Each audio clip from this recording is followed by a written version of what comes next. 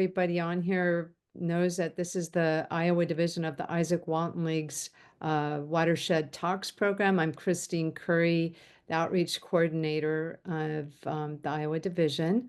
And this evening for our Watershed Talks, we have the opportunity and the privilege to be with Abby Hileman, and she is our Salt Watch coordinator from the East Coast.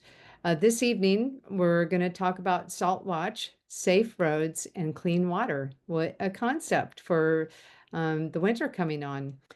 Now, how oversalting roads not only leads to rusty cars, but kills fish and also pollutes our drinking water long term. So Abby's going to go into a little bit about why this happens. The We see rusty, who the whole everybody is. It's yeah, on. we will in just a minute. Yep. So I use rusty cars because my brother absolutely hates the Iowa winters and it ruins all the cars. So he hates rusty cars. So I had to put that in there. Um, and a little bit about Abby. She leads the Salt Watch program, as I said, across the country, reaching into new groups of volunteers, providing resources to make lasting change from data to action. She has a passion for connecting people to communities and to nature and believes that the small scale actions add up to big impact on conservation successes. And so without further ado, I'm gonna, Abby, if it's okay, I'll go around since we have just a small group and we can all introduce who's on the call. So I have Mark Ackelson, who we talked with just a few minutes before. Mark, do you want to say hi and where you're from?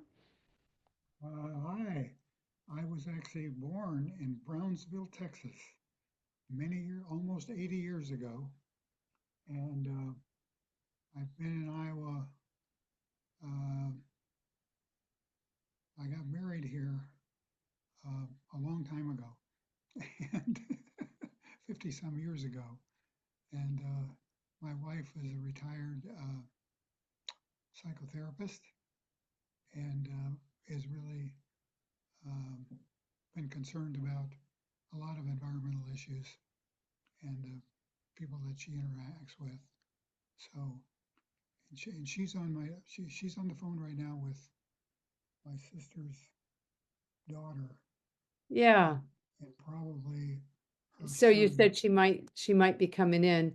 So Mark was our executive director for the Iowa Natural Heritage Foundation for many years. So we're thrilled to have you with us, Mark. And he's been involved with all kinds of amazing environmental conservation contributions to our state. Rob Davis is on the Zoom too. Rob, can you pop in? Rob's been involved with many different organizations as well and has spent hours and probably years of his life working on conservation and environment projects in Iowa. Rob, you want to say a quick hi? Oh, My phone's oh, okay. sorry, my You're not clear. Your sound is kind of messed up a little bit. Okay. So Rob, you want to try again? Okay. So we'll go on. Bonnie, you've been on quite a few of our calls, Zooms before. Hello and welcome again. Thank you. And another evening to learn since I did remember that I wanted to hear these things. So I'm a Oh, great. retired grazing dairy farmer here in southeastern Minnesota, just north of Decorah, 20 miles. Cool. And always been concerned about water and in particular farming. My favorite saying is farming is everybody's bread, butter, and water. And my latest thing involving water right now is I am one of the people on the Southeast Minnesota Nitrate Working Group in response to the EPA telling our 3 agencies in Minnesota to do something different. Oh, So great. that's Oh, thank you, Bonnie. enough. Yeah. We're thrilled to have you with us. Thank you. And Colleen, I'm Colleen Wardine from Anoka. I'm part of the League of Women Voters, their UMWOR organization. that's fantastic. Are you part of the Upper Mississippi River region? Yeah, You are. yeah. Thank you so much for joining us. I love that group, and I've been working with them all pretty much all year with an art project that we've been going around different events throughout the summer, advocating for clean water. So it's been real exciting. And Tom, I recognize you. You're often on with us.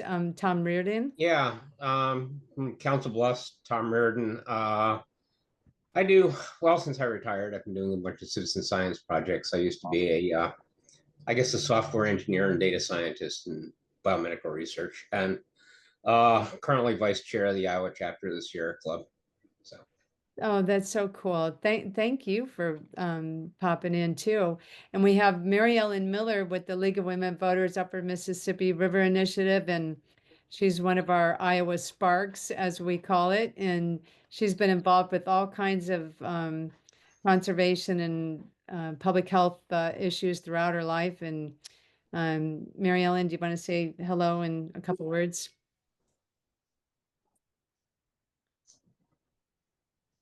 Oh, she stepped away probably. I'm trying to get my Oh, camera turned.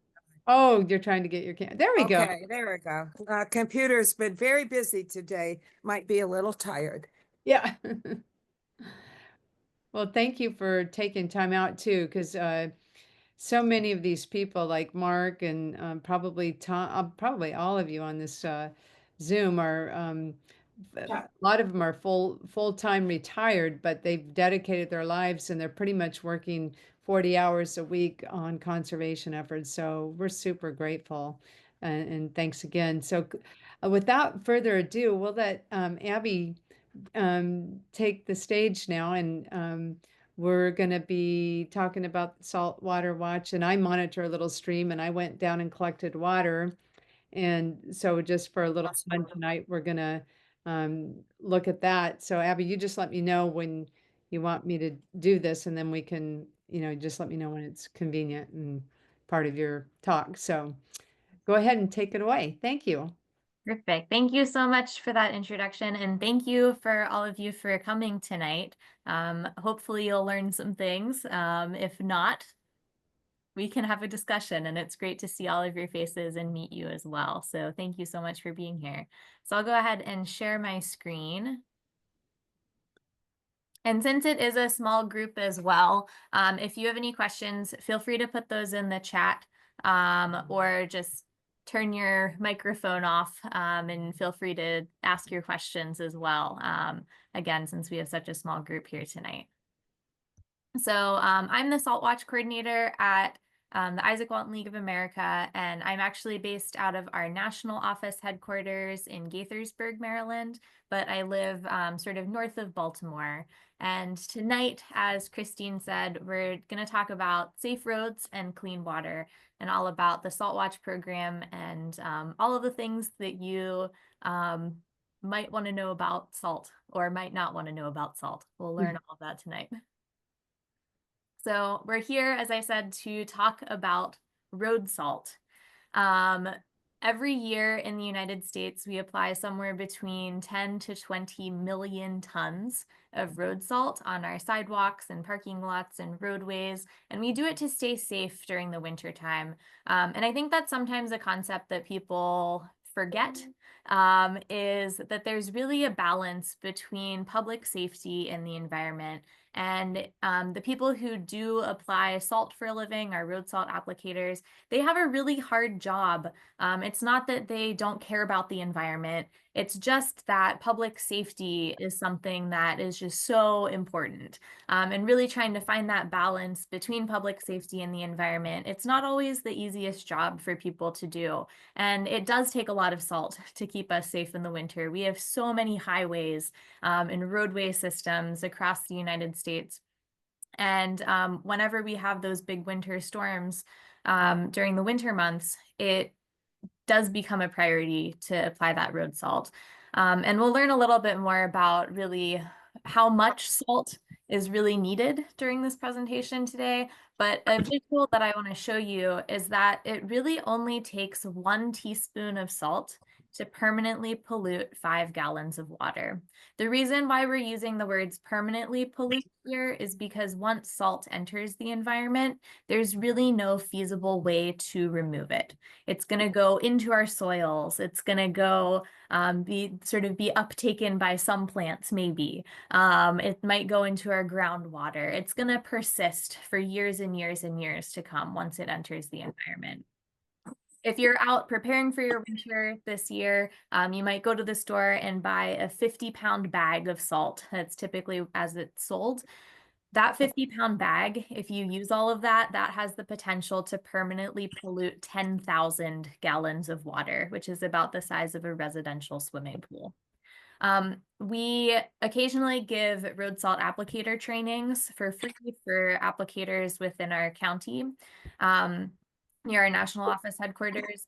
And the folks who we had to give the trainings, they made a pretty funny statement, which was a lot of people ask how or what type of salt is sort of the most environmentally friendly salt that you can possibly use. And the answer to that question that they gave, I just really loved. It was any type of salt that actually stays in the bag. So if you're not using the salt, that's the most environmentally friendly salt that you can possibly use.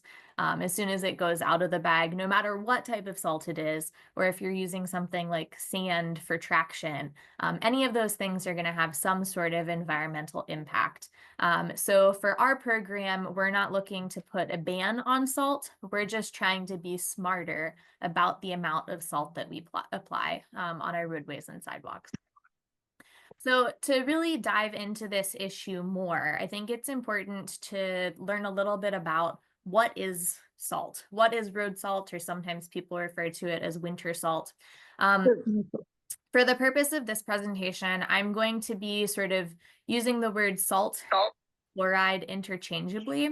The reason for that is, as you can see on this screen, all of these salts that are here contain chloride. These are the types of salts that usually come in those bags that you can get at the grocery store. And it's the same type of salt that our road salt applicators are using on the roadways. Sodium chloride, that's the same thing as table salt, but they do put additional additives in it to prevent clumping for our road salt that we're using on the roadways. So do not eat that salt, even though it's the same chemical components. It is the most commonly used salt, and it's also the least expensive, which is why it's so commonly used.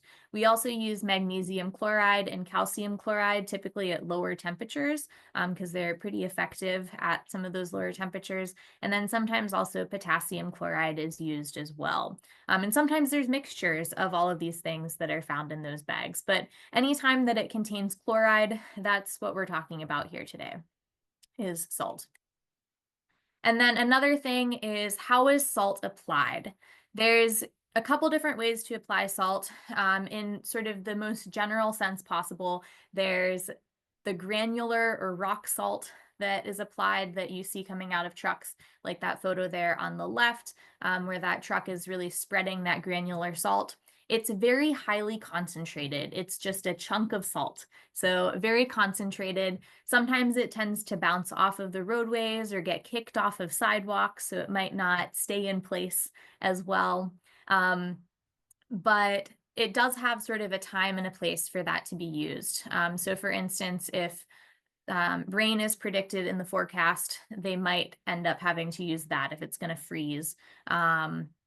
but that's sort of up to the applicators and what the weather conditions and temperatures and things are in that instance.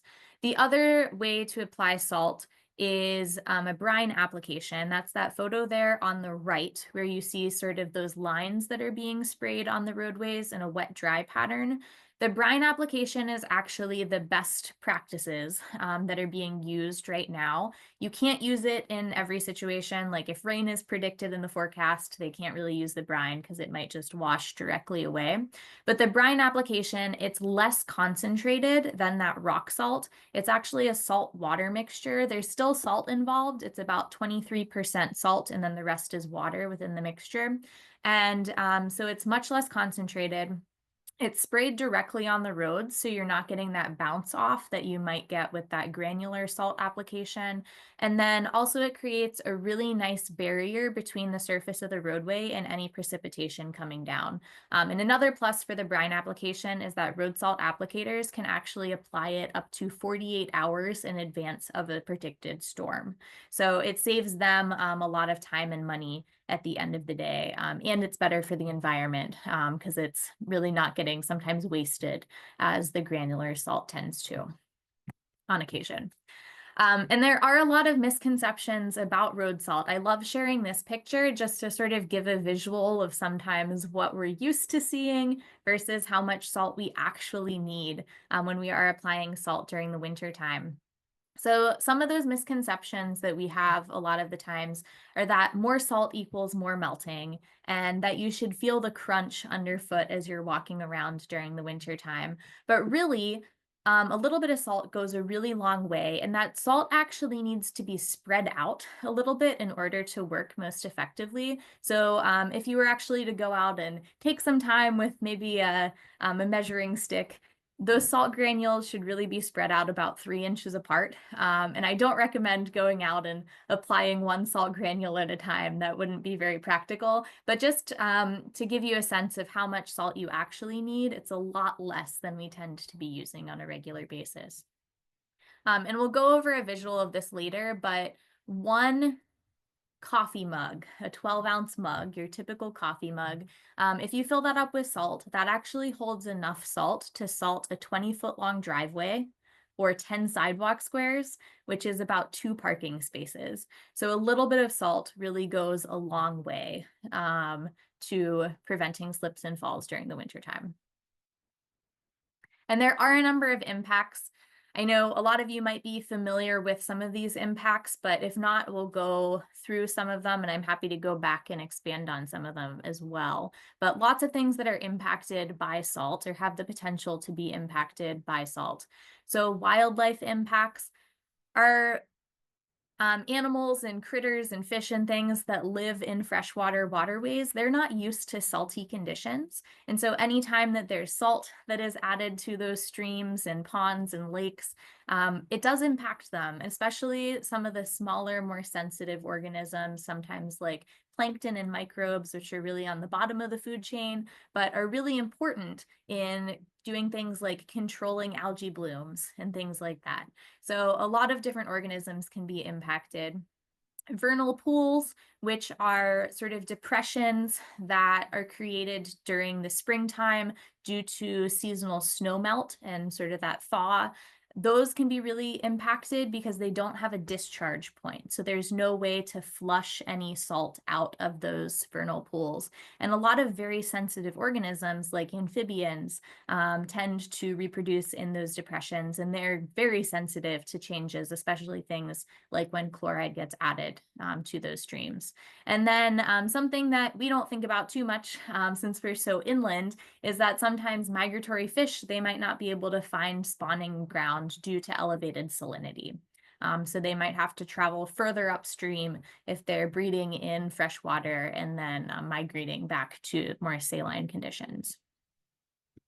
Infrastructure can be certainly impacted. Christine was talking earlier about how her brother's vehicle is one of his main concerns during the winter time, and vehicles can certainly be one of those things that are impacted.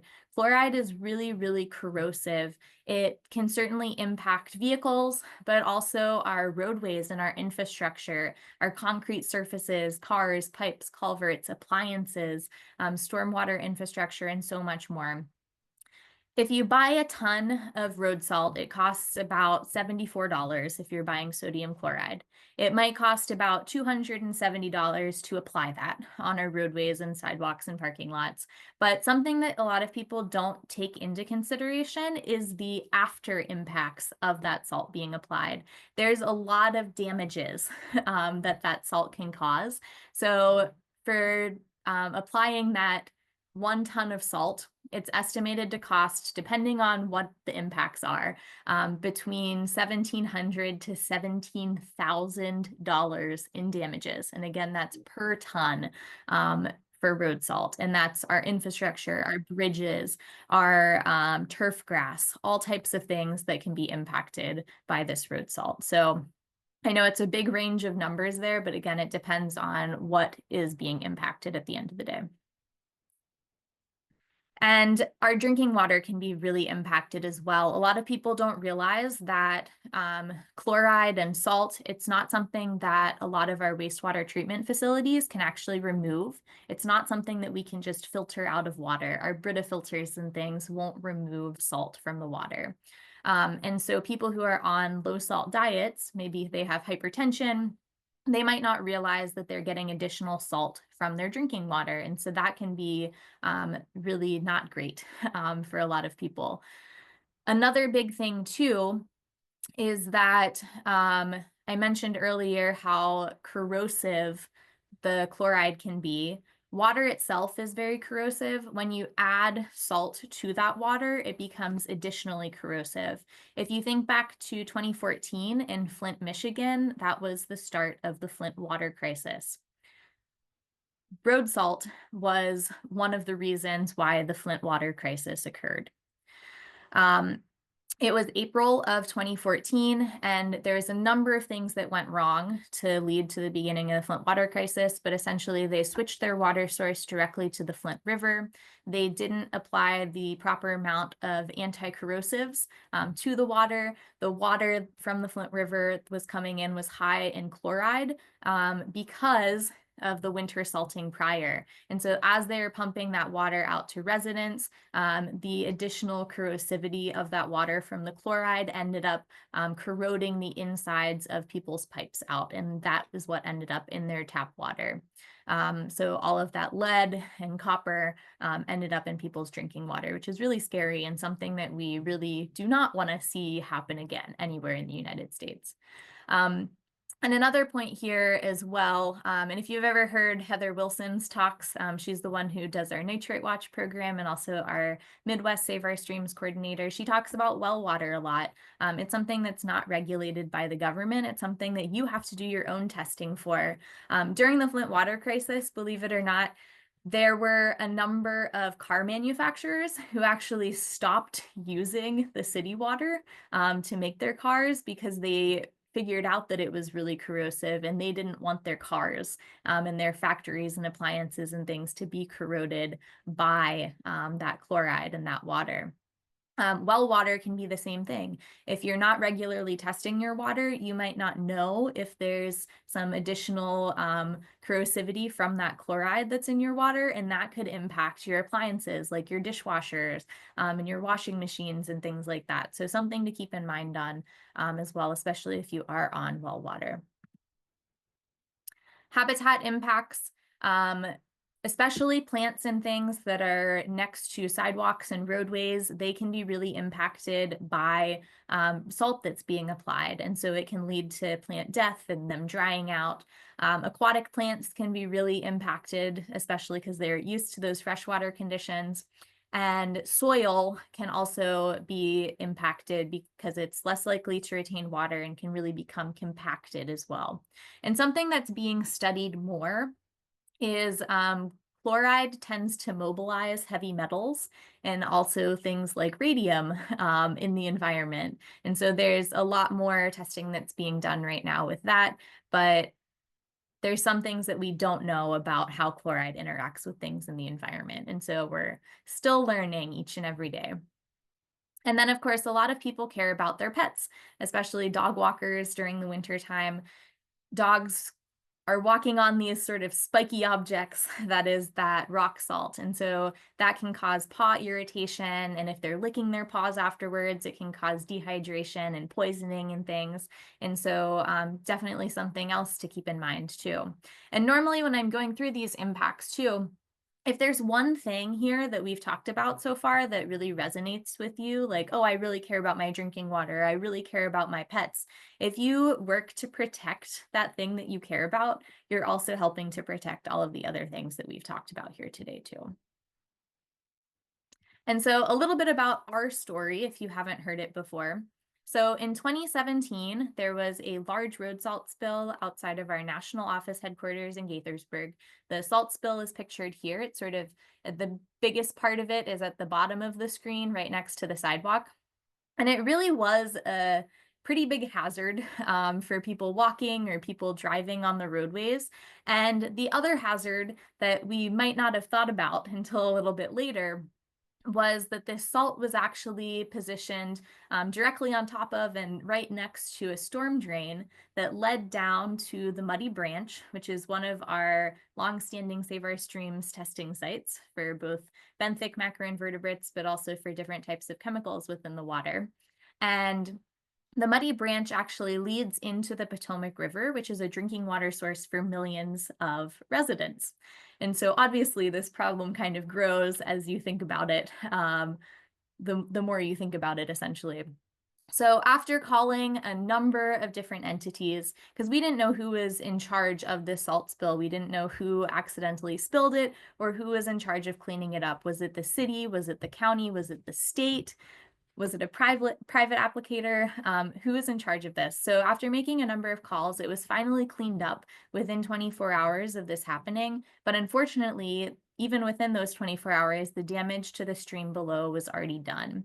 The stream had gone from about 30 parts per million or milligrams per liter of fluoride off the charts for what we could read. So over 600 parts per million or milligrams per liter, which is definitely chronically toxic to freshwater aquatic life, but depending on how high that actually went, because we couldn't read exactly how high it was, it could have been acutely toxic or really instantly toxic to a lot of that freshwater aquatic life. So we realized that from this event that the world of road salt was just so complicated, and we needed to learn more about it to better educate people who are experiencing this every day during the winter time and give them some resources of what they can do and how to prevent all of these pollution issues, because a lot of people don't even realize that road salt is a pollutant at the end of the day. So in 2018, we launched Salt Watch with a number of goals. One, to raise awareness in the general public about the connection between salt and stream health, and really, hey, this is a pollutant that we really should be talking about. Nobody's really talking about this. To identify some of those chloride hotspots in freshwater, especially for a lot of those government agencies that are doing regular monitoring. They just don't have the manpower to cover all of these different streams across the United States. And so if we're able to identify some of these problem areas, we can get that information to them, and then they can do additional testing to help keep us even more safe and even more informed about what's happening. And then also to advocate for smarter salt application, smarter salting practices by sharing those results with private landowners and local and state agencies. And the way we do this is through our Salt Watch kit. And Christine, if you want to go ahead and put your test strip there in that little jar, we can get that started, and you can let me know sort of whenever that's finished. Oh, you're on mute, Christine. I'm trying to be respectful. So, yeah, so I'm super excited to share this. I've been monitoring Jordan Creek near my house for a couple of years now, and I am very bad because I have neglected my data entry, but I I told Abby I've got it all on a spreadsheet, so I'm going to enter it all. But the Salt Watch sends out a little black bag with, I think, 5 strips in it. And then also a little card where you can monitor or put your results on and then get your numbers. And I just take one of these pill bottles, from the pharmacy and use this to collect my water. When I'm walking my dog, I go right by my little stream. I snap a photo and then you just put this little chloride strip in there. Now it's going to take maybe 5 to 10 minutes, but before you can get the numbers, but it will have, there's a line at the top and it will be solid black when it's ready. So I'm going to go ahead and just put that down for a few minutes here and let you continue to talk, Abby, and I'll raise my hand again when it's ready. So cool. Perfect. And thank you for doing sort of a live experiment here on camera. I think this is great. Really show us how it works. So as Christine was saying, if you're interested, if you haven't done this yet, or even if you have done this, if you're interested, you can request a Salt Watch kit from us if you go to saltwatch.org and sign up for a free kit. There, you're going to enter the best mailing address for the kit, and we'll actually mail a Salt Watch kit to you for free. And each kit comes with 4 test strips, instructions for how to take a sample, instructions for how to upload that data, and then that white postcard that Christine was showing, that's your conversion chart, which converts the units of the test strips that you get into chloride, which is really great. So, and Christine put our link to request a Salt Watch kit there in the chat, so saltwatch.org. And if you're interested as well, we can send kits in bulk. So if you're part of an organization that wants multiple test kits at once, just shoot me an email. My email will be at the end of the presentation, and we can get you all sorted with Salt Watch kits. And just to go through some of the data that we've collected over the years, so since our program began in 2018 until I think this was from last week, we've collected almost 23,000 data points nationwide. And if you're looking at the map there on the left, the larger the data point, or sorry, the larger the dot that's on the map, the more data points we've collected from that area. And then the color of the dot corresponds with what that chloride concentration is. And I'll walk you through that. So 27% of the samples that we've received have been what we consider to be excellent, between 0 and 30 parts per million. That's really below the level of the strips that we can read. So below the range that we can read on our test strips, we consider to be excellent. Samples between 30 and 100 parts per million, we consider to be fair. For some regions, and again, this is a nationwide program, for some regions, that range might be like pretty elevated. So in Maryland, for instance, anything over 50 parts per million is considered to be pretty concerning. For areas like in the Adirondacks, 3 parts per million is pretty concerning for a lot of those organisms that live there. But as we're a nationwide program, anything between 30 and 100 parts per million we consider to be fair. It's generally said that anything above 100 parts per million is considered to be anthropogenically caused, so human-caused chloride within the region. Anything that is between 100 and 230 parts per million, we consider to be poor, because we know that that's likely caused due to some human source, but it's not quite what is considered to be toxic for freshwater aquatic life. And then anything at or above, or actually above 230 parts per million, we consider to be toxic. 230 parts per million is when it becomes chronically toxic for a lot of those freshwater aquatic organisms. 860 parts per million is when it's sort of instantly toxic for a lot of those organisms. And then the other number that I'm going to throw out here is 250 parts per million. That is when we can start to taste that the water sort of tastes off or salty. So 230 parts per million is when our water utilities are required to start removing that salt from the drinking water sources. Same date range, but for Iowa, almost 4,000 data points. There's a lot of data that has especially been collected by Story County. They've been doing a lot of monitoring for many, many years. So 34% of the samples have come back as excellent, so between 0 and 30 parts per million. 56% are fair, 8% poor, and 2% of those samples are toxic. And for a lot of our monitoring, it's happening all year round. And so, and especially in Iowa, the Story County folks have been monitoring year round for quite some time. And so since they're monitoring all year round, some of those data points might be more in the excellent category than just if people are monitoring during the winter time, which our program historically has been, but we have been sort of asking folks to monitor more so during the rest of the year as well, because it's important to understand what's happening throughout the year with chloride. So just a reason why some of those samples might be more sort of in the excellent and fair categories than poor and toxic for Iowa. Last year, between 2023 and 2024, we got almost 2,000 data points from Iowa. So 26% of the samples excellent, 62% fair, 9% poor, and 3% toxic.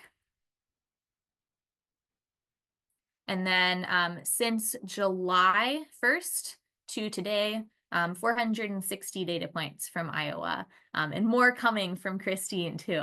So 32% of the samples are excellent, 61% fair, 6% poor, and 1% toxic. And all of this data, once you've collected it, it goes into the Clean Water Hub, which is our national water quality database. And we created the hub to really make it publicly accessible and for that data to be easy to access, understand, and share. And we have a number of different color-coded maps that we have for Salt Watch and for Nitrate Watch and just kind of all of our data in general. And what do we do with this data? So some of our data is shared with the US EPA annually, especially some of our data in the Chesapeake Bay region. We have some very high quality benthic data through our Virginia Save Our Streams program. Salt Watch is actually getting integrated into that with the CMC, which is the Chesapeake Monitoring Cooperative. And so that data will be going to the EPA. But all of our data is available to government agencies and water quality organizations to help them with their programming, and especially for Salt Watch to identify some of those areas in need of further study, those hotspots as we talked about earlier. Internally, but externally facing for us, we use this data in our annual report for updates to volunteers and chapters, outreach to media sources, and then you and our other clean water advocates, you can use this data sort of to back up some of your contacts for your letters to the editor, contacting your local and state representatives, and educating members of your community as well. You can use this data to really showcase what's happening in your own backyard, which I think is really important. And we're hoping that this data that's being collected, it turns into some sort of action. And it doesn't have to be a big action. It can be as simple as reducing the amount of salt that you're using on your property. It can be as simple as talking to your neighbor, attending a town hall, becoming a member of your EAC. You can also do sort of more things. We've had some salt watchers who have actually testified at the Philadelphia City Council about road salt within their region. We've had a couple of salt watchers who have had opinion pieces picked up by the Washington Post. We also, every year that we come across any sort of state legislation that is around road salt reductions, we have action alerts that we send out as well to keep people up to date, but then also to give people a chance to sort of use our template letters to contact their representatives directly and let them know, hey, we want to support some of these bills that are related to road salt reductions too. And we have this for our other programs as well. So for instance, Nitrate Watch and a number of other things that we're involved in across the US. For Salt Watch, we also have a number of resources available, and these are to really help you accomplish some of those advocacy actions if that's something that you want to do.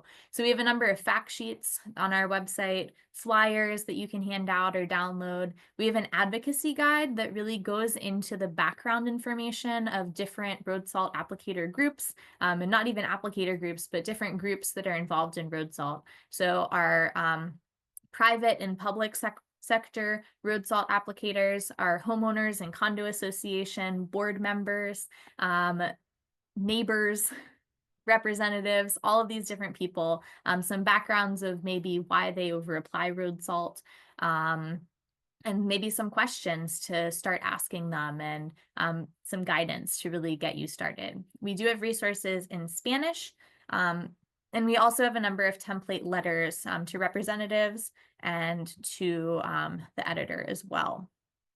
And we've created a number of toolkits over the years too. Our faith-based communities toolkit is new. We realized that a lot of faith-based communities don't like to be looped into the same category as businesses. So they have their own toolkit to help them get started at their congregation to reduce road salt. We also have a toolkit specifically for Izaak Walton League chapters, but this can also certainly be used by watershed groups too to get started. And then we have especially one really cool event toolkit that we made last year, which is of our Paint the Plow. We got into contact with our local Department of Transportation, and we teamed up, and we were actually able to paint 11 snowplow blades with smart salt messaging. And then those were used throughout the community to service those roadways during the winter time. So we were able to get some schools and scout troops and Izaak Walton League chapters and more involved in this. So that was a really cool team up, really great connections to make, and then really great watershed art as well. And we do have this new resource that you can use too, a letter to the editor and op-ed guide that you're more than welcome to use as well. And I only have a couple more slides. So Christine, if you're close, you're welcome to hop in now, or we can wait a couple more minutes. Either way is fine with me. I am. I was thinking maybe it would be good for you to finish your slides, and then that way it would show up a little bigger on the screen. Okay, yeah, no, that's perfect. So it is ready though. Great. Just to give you an idea of some of the things that we do locally is we have a number of tabling events that we go to throughout our community. Some of these are more festivals like Oktoberfest, No Clean Water, No Good Beer, trying to really meet people where they are and make some of these connections. We are also at a number of farmers markets throughout the year too. Again, trying to meet people where they are. We have hiking events where we go on a hike and go monitoring at the same time and talk about salt. And we've put on a number of applicator trainings for especially the private sector road salt applicators to learn more about smart salting practices and really how they can get started and really make that balance again between public safety and environmental protection. And just a couple more slides here. This is that graphic that I had mentioned I'd sort of show you at the very end. These are some really easy ways to reduce road salt pollution at your own home if you are a homeowner, or within your own condo association or homeowners association. Shoveling early and often, clear those walkways before that snow turns into ice. Scatter salt, again, bringing back that mug. A 12-ounce mug holds enough salt to treat a 20-foot long driveway or 10 sidewalk squares, which is about 2 parking spaces. So a little bit of salt goes a really long way. And then sweep up that salt. This is something a lot of people don't think about or realize that they can do. Maybe a storm event has passed, or maybe you've spilled a little bit too much salt. You can actually sweep up that salt, store it in a closed container, and then you can use that during the next storm event. And so that reduces the amount of salt that's going out really into the environment, and that saves you some money at the end of the day as well. Oh, and something to put on your radar if it's not there already. This coming year, January 27th through the 31st, is Winter Salt Awareness Week. This is something that has been put on by Wisconsin Saltwise for a number of years, but this is the first year that it's really a nationwide event. And so throughout the week, there are state speakers sort of at the local level. There's national speakers. I'm actually kicking us off on January 27th with some talks. And then January 31st, and you can learn all about this by following that link, either using the QR code or going to wintersaltweek.org. January 31st is a monitoring day. So that's a perfect time to try out that Salt Watch kit if you haven't already. Maybe contact your local media, let them know that this is happening, and really get the word out about smart salting and some of the things that we can do to really be better stewards at the end of the day, and to learn more about what's happening in our own backyards.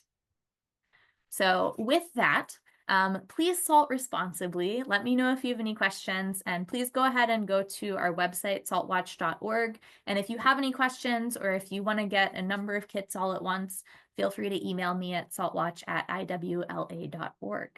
And I'll pass it back over to Christine, but if you guys have any questions, I'm more than happy to answer those.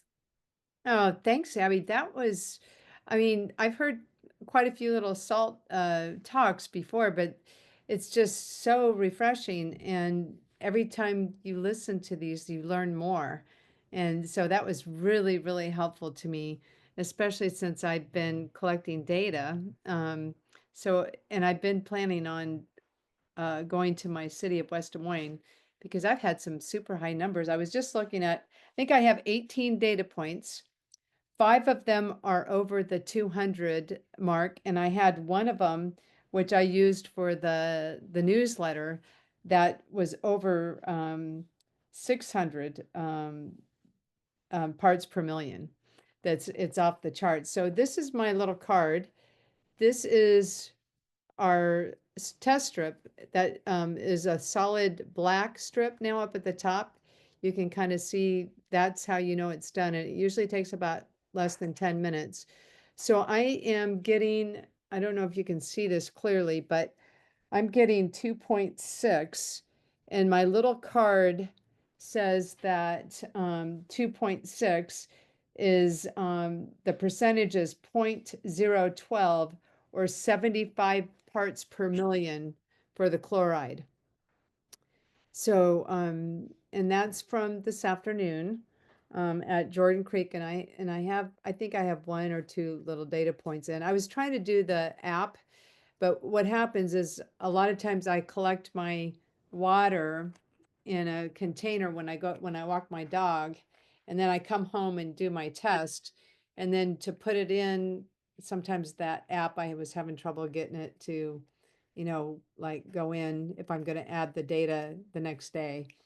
Even though I did my test that the same day I collect my water. But anyway, so this is what I use, and this was my result.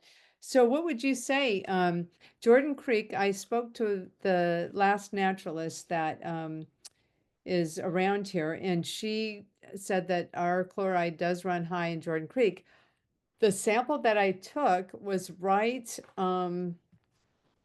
by Valley West Drive in EP True, a very busy roadway. And there's a bridge right there, and they salt all the time. You can see the salt because I walk my dogs there. And then there's the Jordan Creek trail that, and Mark knows from all the trails that they do salt the trails too along the way. So, walkers and bicyclists can be safe. But like you said, I think that there's just not a lot of education about how safe it is. I don't know if you can, let me see if I can. This is my picture. I take a photo all the time. Like, this is the Jordan Creek, and there's the bridge up at the top. And I collect my sample all the time just from this little spot right here. So I'm very consistent with that. And like I said, I have a photo to match every data point. So anyway, but it's interesting. So so we really need to go and let them know that maybe by over salting, we're getting these high spikes after like a storm.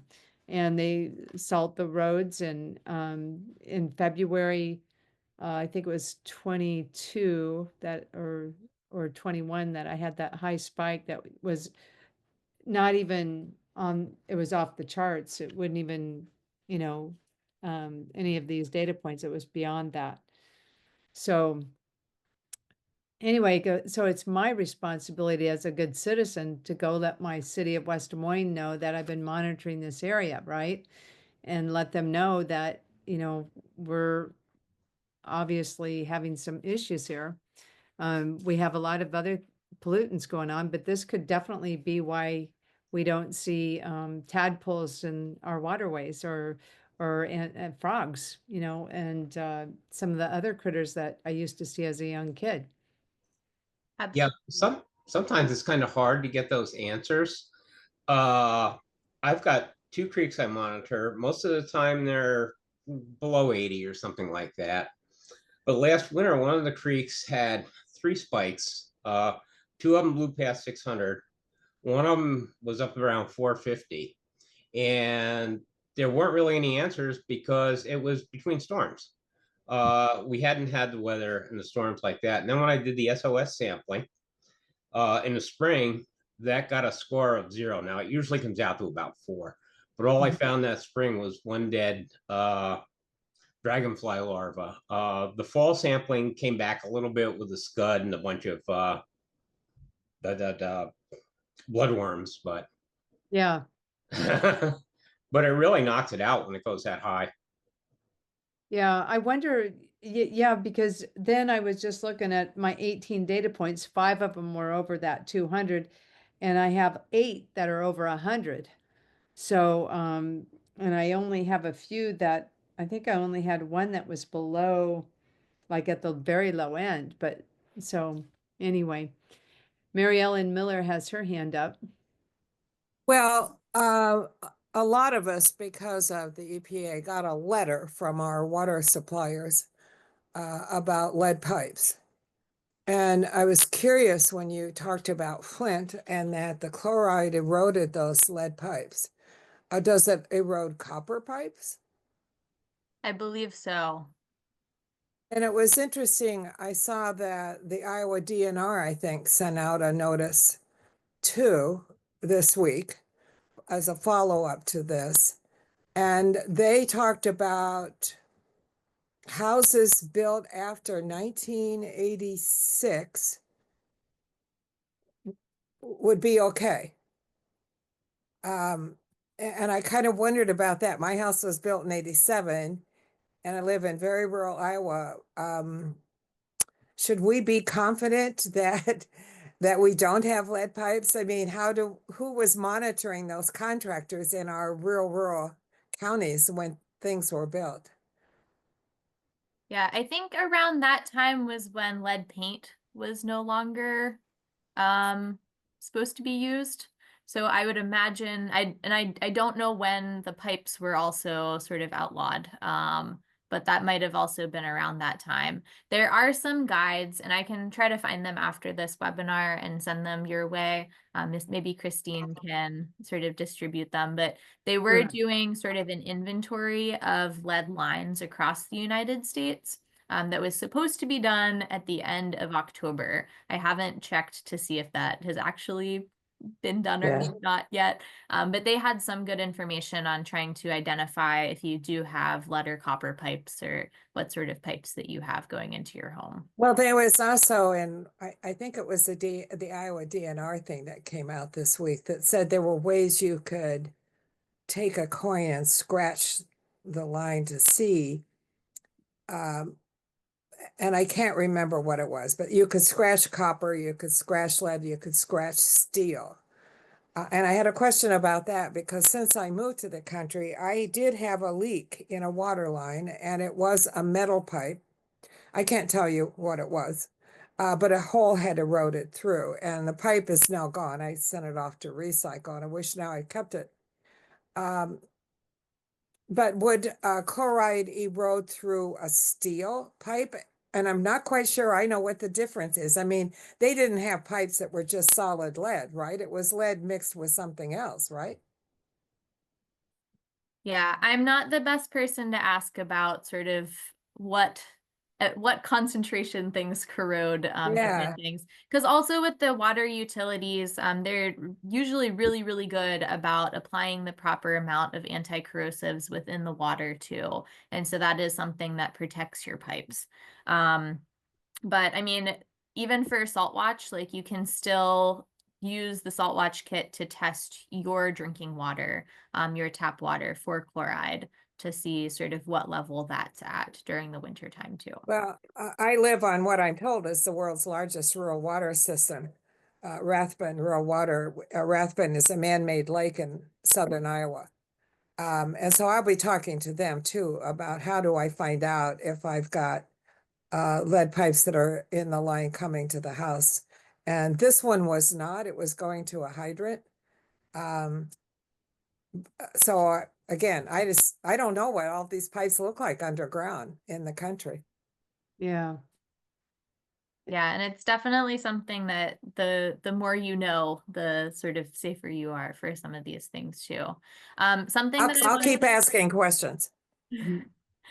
Something that I wanted to mention as well that I didn't mention during my presentation that Christine sort of brought up is I think sometimes it's easy to sort of paint the road salt applicators as the bad guys. But again, they're just trying to keep you safe during the winter time. But something that I did not mention during the presentation is that in a lot of cases, it's not our departments of transportation who are over applying salt during the winter time, but in many cases, it's actually those private, in the private sector, the for-hire road salt applicators. A lot of times they might be sort of tree trimmers during the summertime, and then road salt applicators during the winter time, or landscape companies during the summer that are then road salt applicators and snow removal companies in the winter time.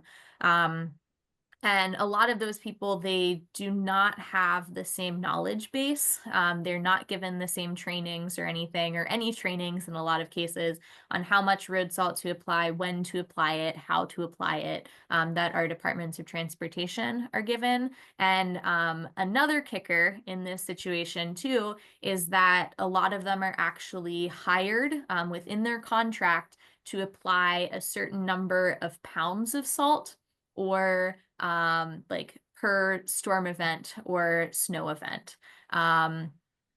Yeah, so number of bags of salt or number of pounds of salt per event, instead of using those performance-based road salt applicator practices. And so that's another reason why a lot of times they tend to over apply salt, because at the end of the day, the reason why people apply so much salt is they don't want to be sued. Right.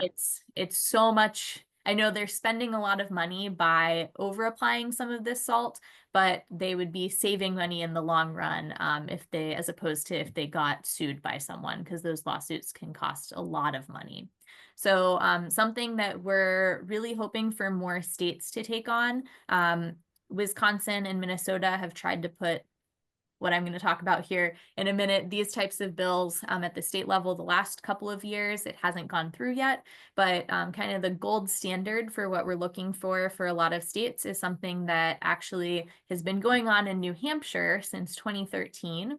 They have this really great program. It's called the Green Snow Pro program, and it's a road salt applicator program, a training program for anyone, whether you're in the public sector or the private sector, to take this certification training program. If you pass the certification, maintain those best practices that you learned during the training program, and you keep a really detailed record of all of the storm events and how much salt you've applied, you are given free limited liability protection against damages, so like slips and falls.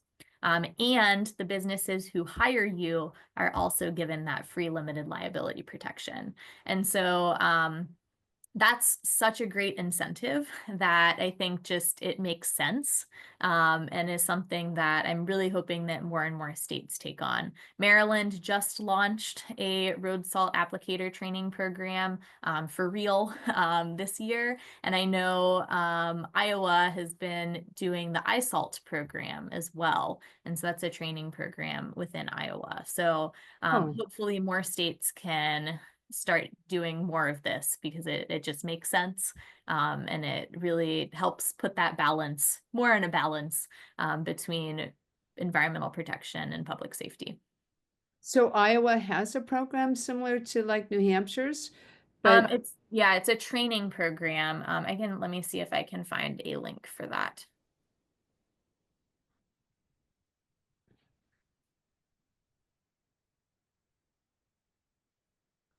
yeah, that would be great because I think that there's like we live in a townhome development and you're exactly right. The people that come in and plow and salt, they aren't there. A lot of them are just young kids that are just, whoever they can get to fill in, coming in.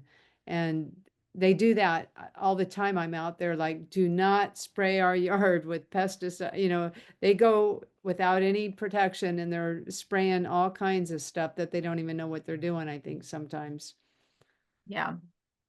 Okay, perfect. Yeah, so the iSalt, and this is that was sort of an event that is passed, but they also have a number of resources about salt and things too, which I can find another. But it's through the Iowa Stormwater Education Partnership. Okay, so that's something to reference in a letter along with your program to monitor. Mm-hmm. That's great. And Rob, have you been made aware of any threats, chemoclines to lakes? Regardless, do you attempt to increase monitoring for those inland lakes? Similar question for retention basins, ponds where salt HOAs may be greater. Yep. Yeah, so the Salt Watch program, the testing isn't just limited to like streams and rivers. You can also do your tap water, you can do lakes and ponds. Some of our partner organizations in Minnesota actually do like ditches next to the roadways. So any sort of surface water or your tap water or well water even. So any of those freshwater water bodies you can monitor. Lakes can be a little bit tricky, and if that's something that you want to monitor, I do have sort of more of a protocol handout that we developed with Minnesota Pollution Control. The trick with lakes is that if you think about salt water, think back to your chemistry courses.